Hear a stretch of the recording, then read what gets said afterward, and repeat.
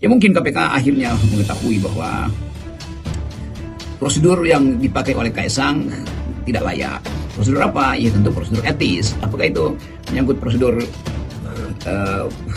kepejabatan? Ya udah berkali-kali diterangkan oleh bahkan oleh saudaranya atau tim sukses Kaisang bahwa Kaisang itu bukan pejabat negara, dan dia masih ulangi lagi bahwa dia bukan pejabat negara. Memang bukan pejabat negara, tetapi soal gratifikasi itu berlaku dalam wilayah yang bisa diperluas, yaitu anak-anak pejabat negara, apalagi anak presiden. Jadi inti dari persoalan Kaisang itu adalah hendak diupayakan oleh tim hukum atau para penasihat Kaisang bahwa dia tidak kena delik atau tidak kena hukum. Iya, tetapi problem kita bukan soal sekedar hukum yang memang tidak dicantumkan di situ, tapi diskresi terhadap kepejabatan negara juga bisa diperluaskan oleh penyidik misalnya atau oleh hakim pada suatu waktu nanti. Pasti saudara Kaisang dan tim penasihatnya itu berkonsultasi dulu dengan si pemilik pesawat tuh. Kalau gua bilang menumpang, kira-kira lu mau bilang lu ada di situ nggak? Lalu mungkin si pemilik berpikir, iya bagaimana caranya? Nanti ada temuan lain bahwa gue yang ada di pesawat itu kan. Itu gampang betul kan untuk mengusut secara timeline dan memanfaatkan teknologi pemindaian. Datanglah Kaisang ke situ dengan keterangan yang memang akhirnya nggak ada keterangan lain lagi, bahwa memang hanya itu yang bisa diucapkan, itu meminjam atau numpang atau nebeng. Dan itu nebeng-nebengan ini adalah soal politis, soal bisnis atau apa, itu masih dilanjuti juga untuk diterangkan oleh KPK.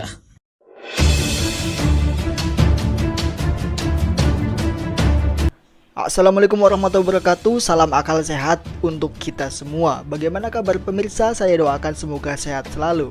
Ya, kali ini kita masih membahas tentang seputar hal yang sama, yaitu tentang gratifikasi. Dugaan gratifikasi Kaisang yang kemarin sempat bepergian ke Amerika Serikat bersama istrinya menggunakan pesawat jet pribadi yang super mewah. Netizen pun bertanya, itu jet milik siapa sih? Dan Kaisang pun akhirnya mendatangi KPK. Bukan dipanggil ya, tapi inisiatif sendiri datang ke KPK dan memberikan klarifikasi. Mengklarifikasi mengenai perjalanan saya di tanggal 18 Agustus ke Amerika Serikat yang numpang, atau bahasa bedanya nebeng pesawatnya teman saya. Kemudian juru bicara dan kuasa hukum Kaisang menyebut bahwa sebenarnya Kaisang itu nggak perlu klarifikasi tentang dugaan gratifikasi tersebut, soalnya dia bukanlah pejabat publik. Nah, walaupun sebenarnya Mas Kaisang nih ya, kalau menurut kami ya, ini tidak ada kewajiban untuk melaporkan dugaan gratifikasi karena Mas Kaisang juga bukan penyelenggara negara, bukan pejabat negara. Namun, pengamat politik Rocky Gerung menyebut bahwa gratifikasi itu maknanya bisa diperluas bahkan sampai ke anak presiden. Dan beginilah statement lengkap dari pengamat politik Rocky Gerung.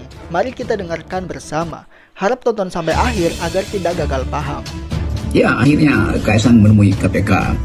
Dan tentu saya bisa bayangkan setelah konsultasi kiri kanan, cari alibi, berupaya untuk menyusun strategi, sementara tekanan publik berlanjut, maka datanglah Pak Kaisang itu ke KPK dan bercerita tentu, dan bertanyalah KPK apa yang terjadi sebelumnya.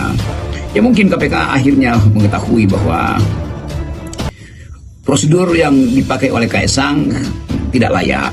Prosedur apa? Ya tentu prosedur etis. Apakah itu menyangkut prosedur kepejabatan? Ya udah berkali-kali diterangkan oleh bahkan oleh saudaranya atau tim sukses Kaisang bahwa Kaisang itu bukan pejabat negara, dan dia masih ulangi lagi bahwa dia bukan pejabat negara. Memang bukan pejabat negara, tetapi soal gratifikasi itu berlaku dalam wilayah yang bisa diperluas, yaitu anak-anak pejabat negara, apalagi anak presiden. Jadi inti dari persoalan Kaisang itu adalah hendak diupayakan oleh tim hukum atau para penasihat Kaisang bahwa dia tidak kena delik atau tidak kena hukum.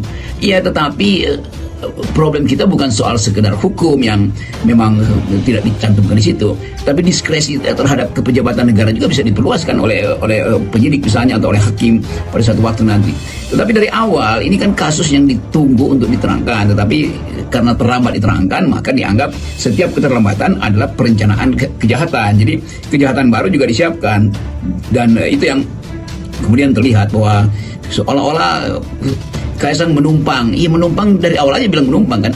Tetapi konsekuensinya kan panjang. Pasti saudara Kaisang dan tim penasihatnya itu berkonsultasi dulu dengan si pemilik pesawat tuh. Kalau gue bilang menumpang, kira-kira lu mau bilang lu ada di situ enggak? Lalu mungkin si pemilik berpikir, iya bagaimana caranya? Nanti ada temuan lain bahwa gue nggak ada di pesawat itu kan.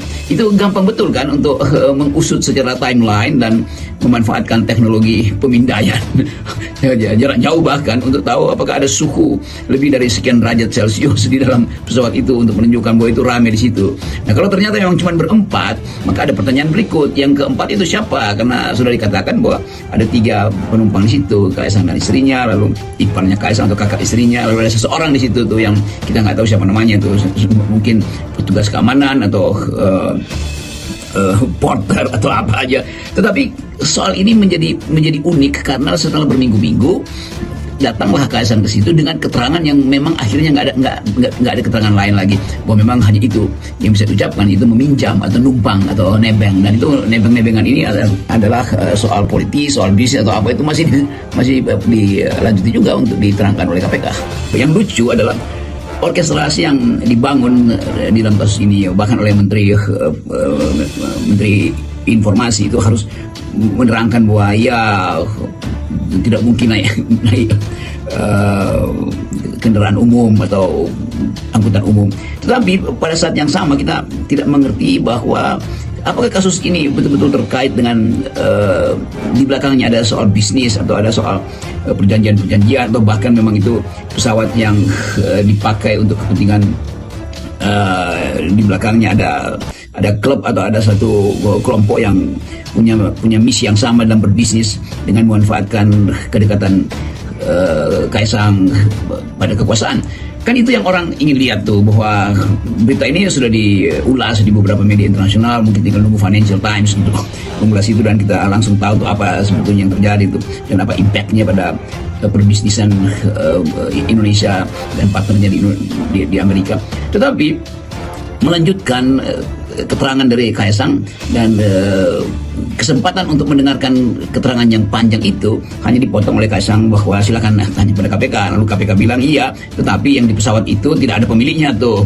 Dan itu kesimpulan yang mendebarkan. Lalu timbul spekulasi baru, apakah itu memang disewa atau memang dipinjamkan tanpa si pemilik, dan itu berarti ada semacam potensi gratifikasi karena itu pesawat mahal tapi dipinjamkan begitu aja. Tentu di belakangnya ada tukar tambah bisnis atau tukar tambah politik. Kan semua soal menjadi terbuka setelah Kaisang justru mengatakan bahwa ya silahkan tanya pada KPK, dan KPK pasti harus terangkan apa sebetulnya verbatim dari pembicaraan antara Kaisang dan penyidik atau penerima laporan KPK. Nah, kesempatan-kesempatan untuk menerangkan itu juga akan jadi semacam persiapan netizen untuk membuli balik tuh.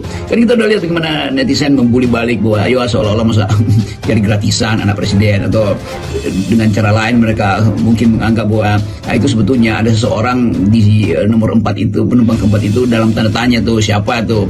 Jadi kita akhirnya masuk dalam gosip yang baru lagi. Nah, itu artinya setiap upaya untuk menyembunyikan fakta akan dibongkar lagi dengan interpretasi atau fakta yang makin lama makin seram gitu. Oke. Bukan sekedar soal private jet, tapi gaya hidup pada akhirnya tuh diedarkan bagaimana istri Kaisang mengkonsumsi barang-barang mewah tuh, dan pertanggungjawaban etisnya pasti akan diminta lebih dahulu karena ada kesulitan ekonomi dan seharusnya cara hidup sederhana itu diterapkan, tetapi show pameran kemewahan itu tidak mungkin lagi menunjukkan bahwa ada semacam keprihatinan dari keluarga istana terhadap keadaan ekonomi kita. Jadi terhubung terus antara peristiwa ekonomi, peristiwa politik, peristiwa bisnis, dan harga keadilan yang sekarang sedang ditagih oleh rakyat. Kita lihat banyak kasus tentang mereka yang tercecer di dalam BPJS, mereka yang akhirnya mengalami frustrasi, kalangan ojek online, juga orang tua yang akhirnya tidak bisa menyekolahkan anaknya karena beban ekonomi itu. Jadi semua soal ada di depan kita tuh, dan seolah-olah kemampuan kita untuk berempati itu tidak terlihat atau tidak terasa, dan itu saya kira yang memungkinkan isu ini terus ditumbuh kembangkan oleh netizen. Dan hak netizen untuk memuliakan janji bahwa Presiden Jokowi adalah seorang yang sederhana, ternyata dicitrakan hanya punya baju waktu awal 200.000 dan dibandingkan dengan sekarang, tentu tidak mungkin Presiden Jokowi tidak tahu perkembangan kekayaan dari anak-anaknya, kan itu dasarnya kan. Jadi kalau Jokowi diceritakan sebagai sederhana dan sekarang berlipat-lipat kekayaan anak-anaknya, itu artinya pengaruh Jokowi untuk membuat anak-anaknya tidak sederhana itu besar sekali kan. Trade off-nya begitu, kekuasaan di trade off-kan, ditukar-tambahkan dengan bisnis. Nah ini potensi juga untuk masuk dalam penelitian lebih lanjut, seberapa banyak sebetulnya money laundering yang potensial ada di dalam bisnis anak-anak Pak Jokowi.